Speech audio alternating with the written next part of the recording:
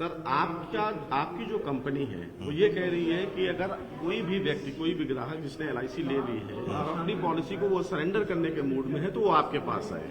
अगर कोई आम जनता ये सोचती है तो आपके पास अगर आने का भी सोचती है तो क्यों आपके पास आए, और अगर वो आती है तो आप उन्हें क्या बेनिफिट देंगे? पहले तो मैं ये कहना चाहूंगा कि कोई आदमी पॉलिसी सरेंडर करे ही नहीं, क्योंकि इंश्योरेंस उसने अपने फैमिली के लिए लिया है कि जो इंश्योरेंस कवर उसको चाहिए तो वो सरेंडर करने से सोचे पहले कि अगर क्या मैं चालू रख सकता हूं, क्या कहीं और से पैसे का जुगाड़ कर सकता हूं। लेकिन फिर भी अगर उसको जरूरत है और वो सरेंडर करना ही चाहता है तो आज तक उसके पास सिर्फ एक ही ऑप्शन था कि वो इंश्योरेंस कंपनी में जाए और पॉलिसी सरेंडर करवाए, जिससे कि वो कॉन्ट्रैक्ट रद्द हो जाएगा और उसका बीमा कवर खत्म हो जाएगा, उसको कुछ सरेंडर वैल्यू जो मिल जाएगा। लेकिन हमने आज उसके लिए, आम आदमी के लिए एक ऑप्शन लेकर आए यहाँ पे, जहां के एलआईसी में जाने के बजाय वो हमारे पास आ सकता है। He can assign that policy to us. वो पॉलिसी के असाइनमेंट हमें कर सकता है इंडिया एंडोमेंट ट्रस्ट को।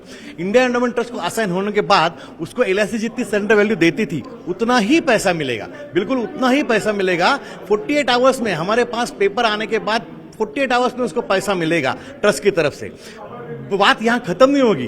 वो ट्रस्ट है वो इंश्योरेंस का प्रीमियम भरना चालू रखेगा और उसका इंश्योरेंस कवर चालू रहेगा। प्रो रेटा बेसिस पे हर पॉलिसी का कैलकुलेशन अलग होगा, लेकिन on the date of assignment उसको लेटर दिया जाएगा कि उसका इंश्योरेंस कवर कैसे चालू रहेगा और कितना इंश्योरेंस कवर को मिल सकता है। पहले साल मृत्यु हो गई तो, दूसरे साल हो गई तो, तीसरे साल हो गई तो, लेकिन मैच्योरिटी वैल्यू ट्रस्ट को मिलेगी। मतलब सीधी बात ये कि अगर एलआईसी को वो सरेंडर करता है तो उसकी एलआईसी खत्म हो जाएगी। बिल्कुल। आपके पास अगर वो सरेंडर करता है तो उसकी एलआईसी कंटिन्यू रहेगी और इंश्योरेंस जो उसका पैसा है वो उसको मिल जाएगा उसके बावजूद। मैच्योरिटी में तो पैसा उसको नहीं मिलेगा, मैच्योरिटी में तो पैसा ट्रस्ट को आएगा। उसको हम पहले ही सरेंडर वैल्यू दे चुके हैं। लेकिन मैच्योरिटी के पहले अगर मृत्यु हो जाती है तो कुछ हद तक उसका इंश्योरेंस कवर चालू रहेगा इस ट्रस्ट की तरफ से। तो ये उसको एक एडिशनल बेनिफिट मिल रहा है, जो कि एलआईसी में आज तक, एलआईसी में जाता था तो कुछ नहीं था, पॉलिसी सरेंडर होने के बाद कॉन्ट्रैक्ट तो खत्म हो गया, फिर आगे क्या। लेकिन यहां पे वैसा नहीं है, कॉन्ट्रैक्ट चालू रहेगा, मैच्योरिटी तक उसको कुछ ना कुछ इंश्योरेंस कवर कंपनी की तरफ से मिलता रहेगा, लेकिन मैच्योरिटी कंपनी को मिलेगी। अपना नाम बता दीजिए। रणजीत, मेरा नाम है रणजीत कुलकर्णी। मैं एसओ, ये सेटलर है इंडिया एंडोमेंट ट्रस्ट के लिए, जिन्होंने प्रोडक्ट लेके आए एलिप, assign your life insurance policy. Ranjit Kulkarni, मैं उनका head research and acquisition. Thank you. Sir आपके पास आम आदमी क्यों आए और क्या बेनिफिट आप दे रहे हैं?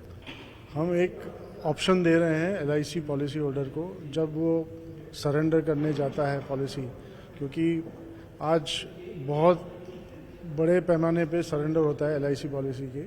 तो एलआईसी में जब ही सरेंडर करने जाता है तो उसको जो उसने प्रीमियम भरा है उससे थोड़ा कम मिलता है। तो हम उनको क्या बोलते हैं कि भाई आप ये अभी लॉस हो रहा है, उससे अच्छा आप सरेंडर मत करो, असाइनमेंट करवाओ हमारे पास। हम आपका ये पॉलिसी मैच्योरिटी तक लेके जाएंगे और उसका रिस्क कवर हम आपको उसके सामने मिलता रहेगा।